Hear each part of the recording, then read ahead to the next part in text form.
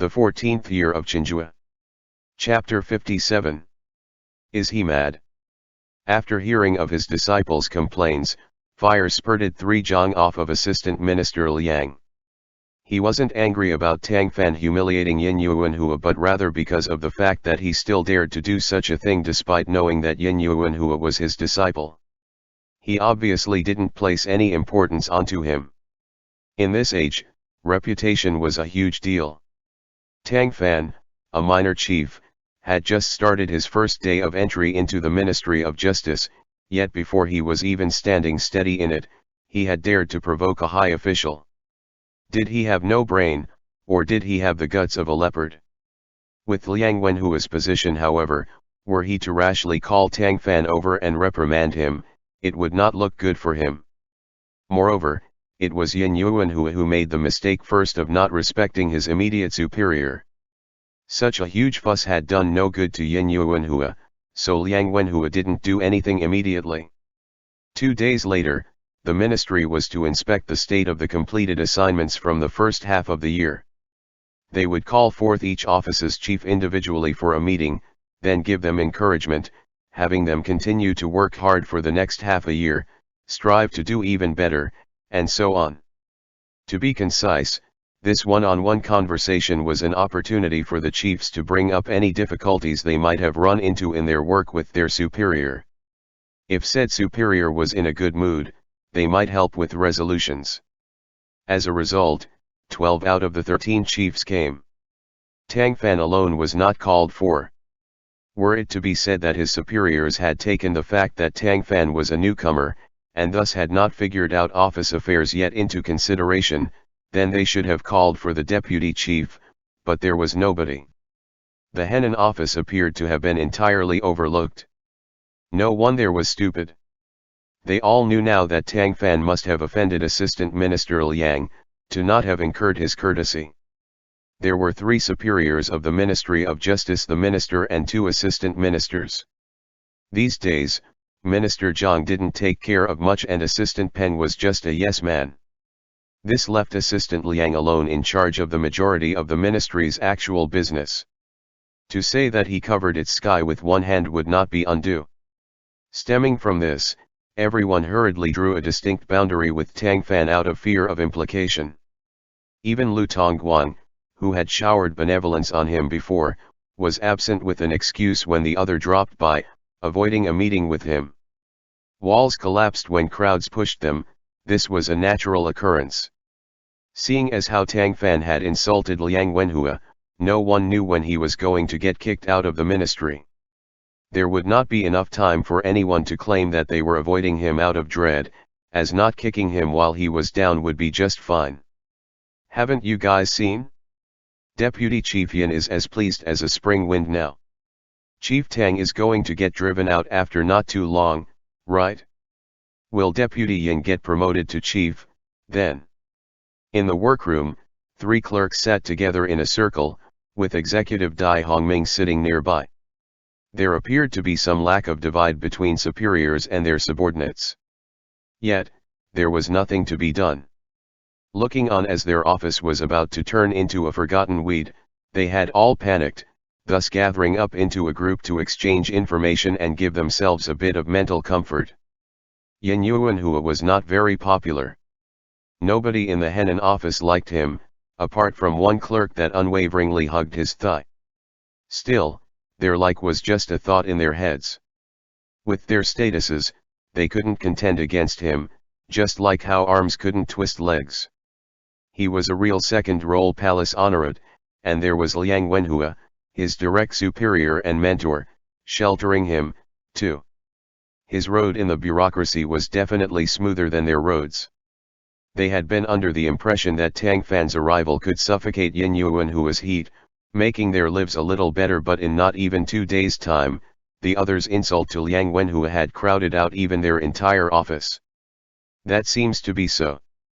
Chenghua sighed on end.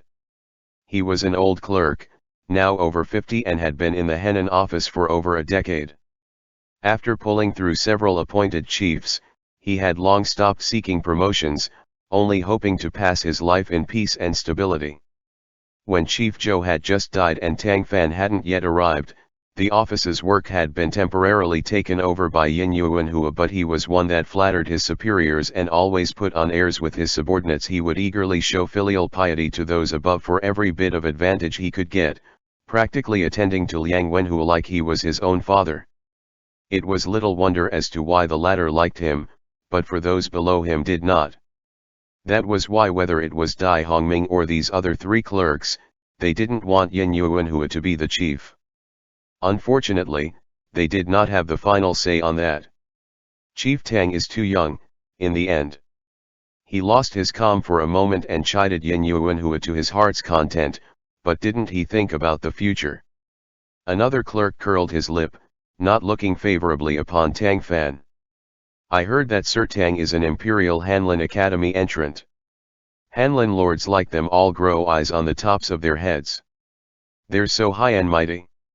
How would he know the gravity of things? All right, stop being worried for anyone else's sake. We need to think about ourselves, first. Dai Hongming fretted. Sir Tang told me yesterday that for the group dinner a few days from now, he had reached an agreement with Chief Lu to be the host, instead. He told me to go around and notify each office, but when I made the round, no one paid me any mind, either saying that they were too busy and couldn't step away, or that there had been a death in their family and they couldn't participate in the dinner.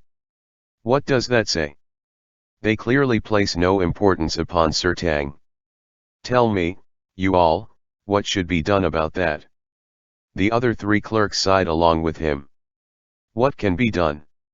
Just tell Chief Tang the truth. We can't exactly forcefully drag them over to it. Over to where? Came a voice from the doorway. Everyone turned to stare. Speak of Sa So, and Sa Sao would come. Tang Fan walked in, all smiles, with his hands behind his back. People really have abandoned me, eh? Is there any good news you all could share with me? Everyone laughed dryly, looking awkward.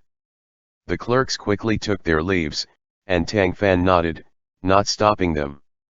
Dai Hongming was the only one left. This was his workroom, so of course he couldn't just leave it. He was forced to draw out a smiling face. You must be terribly busy, sir.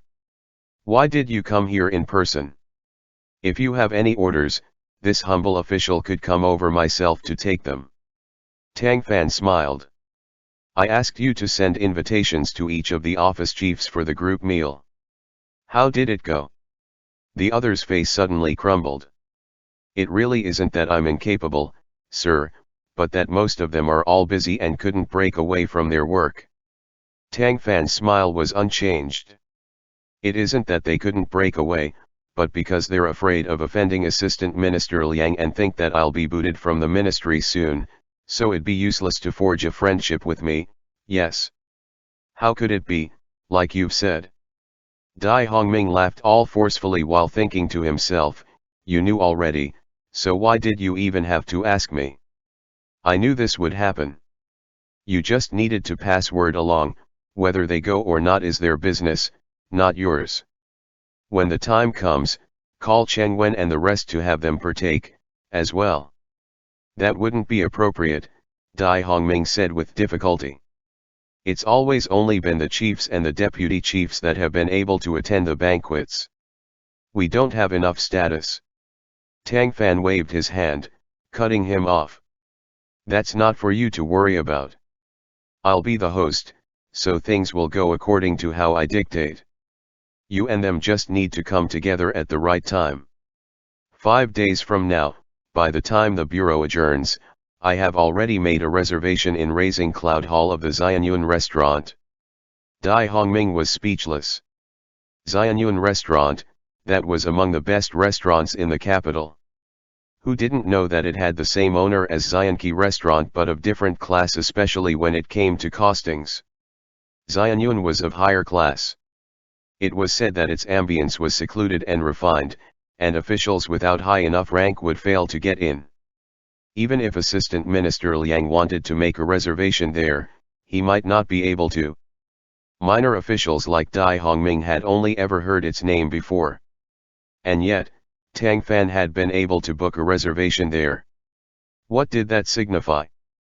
It signified that he had wider social connections than Liang Wenhua did. All of a sudden, Dai Hongming recalled hearing about how Sir Tang had been a prefect at Shuntian Prefecture for no longer than 2 years before he got transferred into the 6 ministries, in a full grade and half of promotion.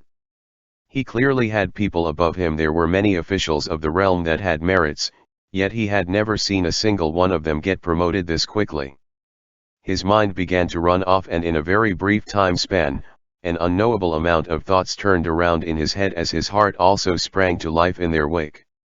He had originally believed Chief Tang to be a bold moron, but it now seemed that he wasn't a blockhead at all, just confident in his own backing. Even though whether this fierce crossing dragon could ultimately overpower a snake in its own turf remained to be seen, if he could take the chance to stoke a cold stove, something good might happen for him in the future. Thinking like so, Dai Hongming's attitude became less negative than it had been before. He quickly agreed and even gave his own suggestion. Sir, most people watch the way the wind is blowing to determine their own paths. They're worried about Assistant Minister Liang right now, so they're too afraid to show kindness to you. Even if you invite them to dinner, they might not dare to go. Wouldn't it be better to postpone it for a while, and then bring it up again? Tang Fan smiled when he heard that. Dai Hongming was truly an interesting character. As a new arrival, he indeed needed his own staff, so he had made use of these several days of hostilities with Yin Yuanhua to find successive opportunities to observe around. He had noticed that Dai Hongming was not a bad man. He had his own small-minded thoughts, but because he was at odds with Yin Yuanhua, he hoped that Tang Fan could get more influence in order to receive his backing. Instead, the man hadn't dared to speak up before, as he had felt that Tang Fan's chances of success against Yin Yuanhua were not great. Now that he had glimpsed the light, he naturally had to be the one to come over and cast his own line first, so as not to be alienated by his new superior. Tang Fan had also come from a basic level branch such as Shuntian Prefecture. These folks' thoughts were inevitably quite clear on who was the lesser rival. There's no need to say as much, Tang Fan answered. It's said to be in a few days, so in a few days it shall be. Call for Chen Wen, Tian Xian, and Yin Wen. This office had 4 clerks, all of whom were subordinate to the 3 higher officials. Aside from that one Liao Zijun, who scrambled to hug Yin Yuanhua's thigh, the other 3 were just observers. In their opinions, it didn't matter who the chief was, as they only did odd jobs that wouldn't be changing much. They were all classified as low-key figures in the office, minor ghosts that had been fully snubbed for many years. Even if they wanted to hug Yin Yuanhua's thigh, the man might not even give them a glance, so they had to congregate along with Dai Hongming and Sai together. Tang Fan naming those 3 was tantamount to excluding the remnant Liao Zijun. Thinking to himself that their new boss had set his mind upon contending with Yin Yuanhua to the very end, Dai Hongming couldn't help but smile bitterly on the inside. Seeing him cautiously agree, Tang Fan pat him on the shoulder. After giving him some words of encouragement, he also told him to look for a few dossiers in light of his own demands and send them to his workroom, after which he left in stride. The Ministry of Justice wasn't a big place to begin with. Despite chiefs being managing officials, they were still incomparable to ministers and assistant ministers, and their workrooms were about the same size as Tang Fan's had been when he was a prefect. He walked into his new workroom. The plants that had almost withered up a few days prior had already begun to glow with new life, due to receiving attentive care. He had also moved over a few pots of orchid grass from his own home. Their slender leaves were as tender and lovely, as green as jade, and the pink buds growing from their centers were already showing signs of blossoming, on account of the room's warmth. A faint, almost non-existent fragrance wafted about, creating a delicate aroma within the workroom that refreshed the mind. All who stepped inside it would be unable to resist taking a deep inhale. It was currently the middle of the year, so it ought to be busy. The start of the year business had already passed, but Tang Fan hadn't come here for an easy ride, doing no work as he raked in a salary. He always had a load on his mind. Back in Shuntian Prefecture, he couldn't accomplish much because of its limited structure, but now that he was in the 6 ministries, he was going to take advantage of its convenience to do a bit more within his power. In not even a minute's time, Dai Hongming came in carrying a pile of dossiers. Head buried in case documents, Tang Fan had him set them down and excuse himself, never looking up. Noticing the half-chilled tea on Tang Fan's desk, Dai Hongming didn't disturb him and left quietly. Following another short moment, a clerk, Chenghua, delivered steaming hot tea. He had since learned from Dai Hongming that Tang Fan was going to treat everyone at Xianyuan restaurant and had even called for the clerks to come as well.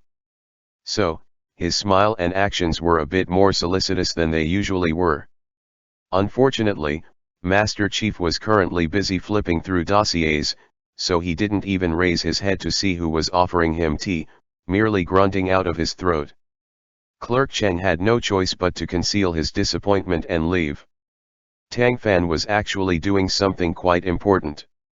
After the Great Ming's founding, the Great Ming Code had been formulated via referencing the Tang Code and the UN institution, and ever since then, Ming's officials had judged cases on its basis. Times had changed, however, as over 100 years had now passed, and many of the original provisions within the code had not much use in present times. There were also many concrete implementation details that weren't specified. Officials, unable to find precedents inside the Great Ming Code, had thus begun to come to decisions according to their own personal codes of conduct. In the Great Ming, if one wanted to be an official, they had to rely upon the imperial exams, which tested for 8-legged essays, but not the Great Ming Code. Some officials that got transferred from the Ministry of Rights to Ministry of Justice, or censors that had been in charge of supervising all officials, would become case-judging prosecutors after their transfer, and there was no need to expect them to have ever studied the code. Since the central government was like this, there was no need to speak about the local ones. Before Tang Fan had taken up office, there had been a famous case over in Zhejiang. There had been first man and second man, they fought and second man had accidentally ended up beating the other to death. The Ming law had a provision that if one's grandparents or parents were killed by another, their descendants could avenge them on the spot and the avenger would be found not guilty. If they killed only after the fact, they would get 60 strikes with the rod.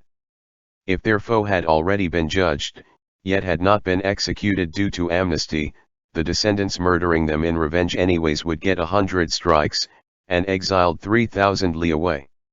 At that time, first man's son hadn't killed second man on the spot but reached an agreement with second man in private.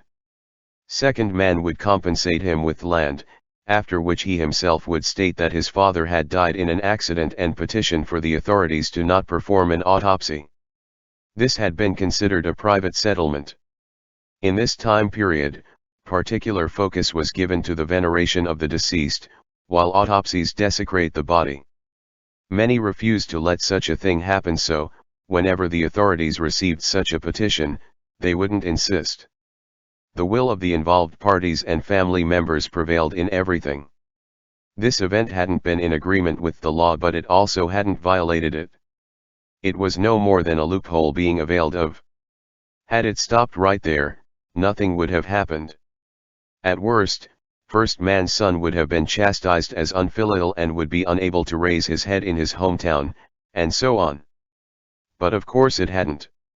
Second man had given land compensation to first man's family, and the latter had received a lot of yearly rent. First man's son had taken the rent to indulge for a few years, marrying a wife and having a child while he'd been at it. When said child was 3, he had taken a knife and stabbed second man to death, saying that he had completed his task of continuing his family line, only after which he could think of revenge for his father. And there had come the problem. The law had long stated that if one's parents were murdered, children wouldn't be guilty if they killed the murderer immediately. However, no killing had happened at the time of first man's death, nor had the authorities given a sentence. First man's son had instead been in a private agreement with second man, where he had kept the authorities in the dark. That had thus indicated that the case had already reached a verdict, and because he had killed him 3 years later, he should have gotten at least 100 rod strikes and an exile of 3,000 li away, as per the rules. This case had been quite sensational at the time and had also stirred up the Ministry of Justice. The sentencing officials had been of two main opinions. The first had been that the judgment should go strictly according to the law. First man's son had refused an autopsy and hid things from the government, which had undoubtedly been him contemptuously messing with the authorities. Behavior like that needed to be harshly punished. The second had been that since first man's son had sired a son to pass on the family line, and had only been swallowing his anger at second man down until that point, he had displayed filial piety. That ought to have been handled with leniency, with a reduction in crime probable. These two opinions had caused a stalemate. The Court of Judicial Review and Capital Inspectorate had also joined in on the argument. The cabinet had to end up giving a written comment. They empathize with first man's son emotions, but he had committed an abhorrent crime, so, in a compromise, he would get 100 strikes, minus the exile. In Tang Fan's view, this case had been typical manifestation of using filial piety to conceal one's own misdeeds, and going through a loophole in the laws. That was because, according to regulations, as long as first man's son had killed second man immediately after his father's death, he would have been exempted from blame, but he hadn't done that. Instead, he had taken second man's money to live it up for some years, take a wife, and have a child, and it was only then that he had run off to stab second man to death in the name of avenging his father. The Ministry of Justice and the Cabinet had not understood the logic, but first man's son had used filial piety as an excuse. Filial piety governed the realm in the Ming Dynasty. Had they done a harsh punishment, it would not have conformed to the doctrine of the times, hence why the court had ended up selecting a relatively balanced option between law and reason. Yet, that had also directly let off first man's son easier. His family had been impoverished. He had only been able to improve his financial situation in full reliance on second man's land compensation. With this, he had gotten to live, have a complete as well as rich family, and receive a good reputation for being filial, his previous stigma washed clean. He had really gained a lot with just one action. This event had been a reflection of a couple of issues that existed nowadays. The current laws in effect weren't that carefully regulated, giving many the chance to exploit gaps in it. Situations like first man's son were not infrequent by any means. Had the authorities mandated an autopsy back in the day, nothing of what had come after would have happened. This was a problem that not only Tang Fan had noticed but many similarly had. For example, in the previous Ministry of Justice, Minister Lin Kong, Dongfang, and others had explicitly proposed alterations to the Great Ming Code, in order to adapt them to the demands of sentencing that were growing by the day. However, the code had been established by the great ancestor and could not be modified even if anyone wanted to. There had been many subjects that had proposed amendments after the ancestor's era, but every time someone mentioned it, a vast number of officials would jump out to denounce them in the name of violating ancestral laws. Over the ages, the code remained the same code, while many officials could not find guidelines in the process of judgments, thus being forced to decide based on their own knowledge. This had produced many cases of injustice. Tang Fan also felt that the code had to be amended but not directly on its surface. Countless predecessors had already proven to him in practice that it wouldn't work that way and would only get one a horrible scolding. If the code wasn't touched though, and a few extra sentencing regulations were to be chosen for additions, there would not be any issue. Still, it was not currently his turn to care about such things. He was merely a minor, true fifth-rank chief, not a cabinet minister. A proposal like this getting presented was overwhelmingly likely to get set aside. The present court was not one that did anything, anyways. Since he had entered the Ministry of Justice, he at least had a good environment. Here, he could consult a bulk quantity of dossier resources that he wouldn't have been able to get to in the Shuntian prefecture, as well as initiate his own plan, discover all sorts of cases from bygone years that had unreasonable sentencings, neatly lay them out somewhere, and compose new judgment protocols with the code as a foundation. Should he fail to reach a high position in his life, these would most likely never receive endorsement for implementation, but that did not mean that he would muddle through his days in the ministry like Yin Yuanhua and the rest, nor squander all of his energy on schemes against each other.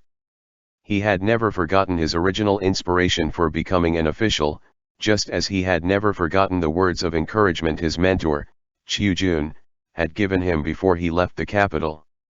No matter how dark the world got, there would always be a day that light would reappear. No matter how dark the world was, there would always be a group that would work untiringly to produce a day where that light could show up again. He was not the only one that was striving hard, but he was willing to be one of them. As a result, after he was alienated, he was not in an alarmed bind like everyone had anticipated he would be. He instead became so busy, he itched to bury himself into the high-piled case documents.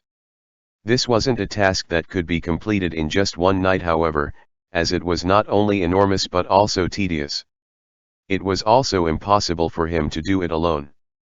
If several people were working on it together, its efficiency would be much greater. Even so, he had his own calculations.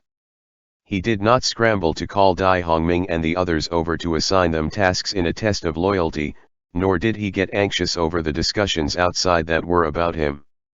After Dai Hongming moved all the dossiers over to him, Master Tang allowed him to go and do his personal work, while his own daily work became reading dossiers as he casually waited for the good show to kick off. Following a passage of 2 days, the time he went to work was as usual. His was drinking tea as he looked through the small mountain-like pile of dossiers was as usual, too.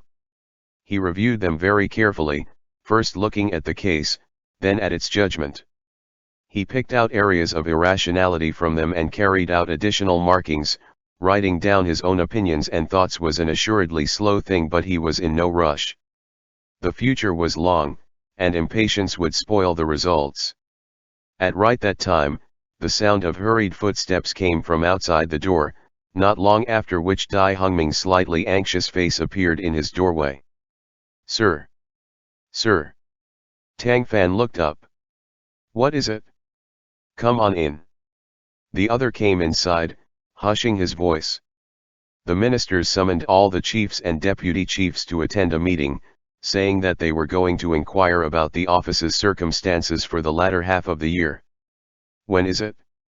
"Right now." Tang Fan's brow furrowed slightly. "Why wasn't this said earlier?" This humble official only just learned of it, Dai Hongming floundered. Tang Fan understood. Deputy chiefs were the assistants of the chiefs, so Yin Yuanhua should have been responsible for telling him ahead of time, but why would he do that when he was looking forward to him making a fool of himself? He hummed.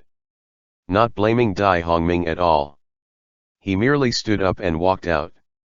Anxious at heart, Dai Hongming was both afraid that Tang Fan would vent his anger on him and worried that his lack of preparation would cause the Henan office to lose face. After a time of walking, Tang Fan turned to see that Dai Hongming was still following behind him. "What is it? Are you going to take part, too?" he had to wonder. No. I thought that you would have some kind of order." "I'll just go." Dai Hongming laughed dryly, quickly slipping away. This meeting could be described as a routine one. It was being held every month, typically at the end of it, but because Minister Zhang had not been in the ministry for a few days, it had been postponed. There should have been a separate advance notification, but well, who made Tang Fan be a disliked newcomer? Everybody bullied new arrivals, hence why when he had just learned of it, the meeting was already about to begin. As was inevitable that Tang Fan was the last to arrive out of every office, only a half step later than the assistant ministers. He quickly cupped his hands, bowed and found his own seat. According to standards, the chiefs and deputies of each office would sit together. His line of sight inadvertently bumped into Yin Yuanhua, who was seated beside him. The latter gave him a smug look. He answered with a light, collected smile. Seated close by was Lu Tongguang. The other had noticed Yin Yuanhua's demonstration against Tang Fan, and couldn't help but sigh at heart. Slightly unable to tolerate this, he whispered to the other, "This meeting will not only discuss the previous month but also mainly discuss plans for the rest of the year.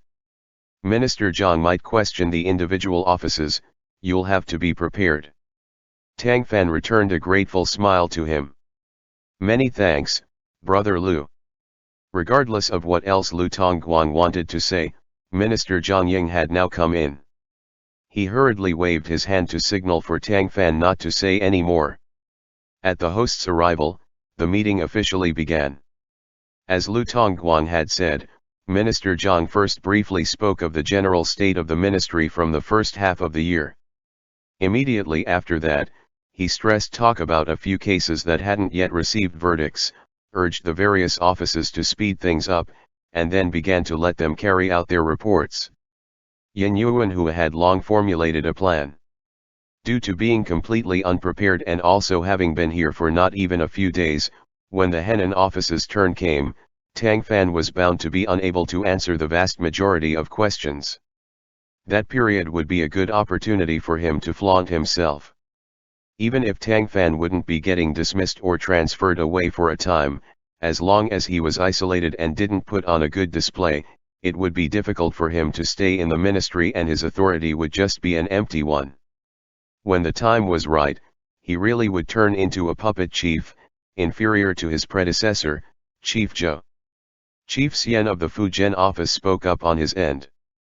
Central Min brethren have formed a new trend, its practice becoming a convention. Even more men are castrating themselves, yet are unable to get into the palace to act as eunuchs. These repeated prohibitions have really been a headache. Fujian's Department of Investigators has sent several letters requesting for the court to give an order that bans commoners from self-castration and gives violators heavy punishments, lest this trend intensifies. What's your opinion? Minister Zhang asked Liang Wenhua. I, too, have once seen a documented correspondence from Fujian reporting about this. In the 7th year of Jingtai and 7th year of Chenghua, the court already made bans on self-castration amidst the populace, but their effects have been minuscule. To be frank, the authorities never performed strict investigations, so this caused the accumulation of the practice over a long period of time to become a trend, making it persist despite repeated bans. If there is a desire to completely put a stop to this matter, one needs to consider from the source. My suggestion is to have a court order stipulating that from now on, any citizens that self-castrate themselves will not be allowed into the palace by law. Tang Fan nodded inwardly upon hearing this. Assistant Minister Liang coddled his student and was making things hard for him all over the place, but he did have some actual capabilities, making him a little better than all those middling officials. Minister Zhang nodded, then spoke to Chief Xian. You can jot that down. After Assistant Minister Liang's proposal is sorted out, present it for me to look at. Chief Xian promptly affirmed, then went on to report some more events. Once Fujian was done, another's turn naturally came up next. Meeting statements were not conducted in order of the orientations each district had in contrast to each other, but were in accordance to everyone's seating arrangement. Lu Tongguang sat to Tang Fan's left, while Chief Xian was seated to his right, going in the sequence from right to left. After Chief Xian was done speaking, it would be Tang Fan's turn, followed by Lu Tongguang's. Minister Zhang's gaze shifted away from Chief Xian to land upon Tang Fan. You are the new chief of the Henan office? We don't appear to have met before, have we? Tang Fan stood up and bowed. That is I. A few days ago, this humble official went to pay a visit to you, but by ill coincidence, you were not present, so I could not meet you. I ask for your forgiveness, sir. Since it was an ill coincidence, what is there to forgive? Minister Zhang twirled his beard with a smile. He was actually being quite just and reasonable. Go on and sit. In your view, how is the Henan office faring? Yin Yuanhua was overjoyed the instant he heard this. Tang Fan had only gotten here a few days ago, What the hell would he even have to talk about? Wouldn't it be up to him to explain things? Thinking like so, he automatically straightened out his back and opened his mouth to speak. However, he heard Tang Fan do so first. This humble official has been in the office for a number of days, and I've discovered that the people here act perfunctorily, with a penchant for procrastination. There are many old, long-standing cases that have been judged wrongly due to negligence, or even bluffed at random. There are truly many areas that deserve improvement. Was this guy mad? How come as soon as he spoke, he was like a mad dog biting at everyone? Yan Yuanhua couldn't resist turning around to stare wide-eyed at him. It wasn't just him. Everyone else was looking at Tang Fan like they were observing a monster, too. Only the man in question's face was as unperturbed as ever, as if all those words had not just come out of his own mouth. End chapter.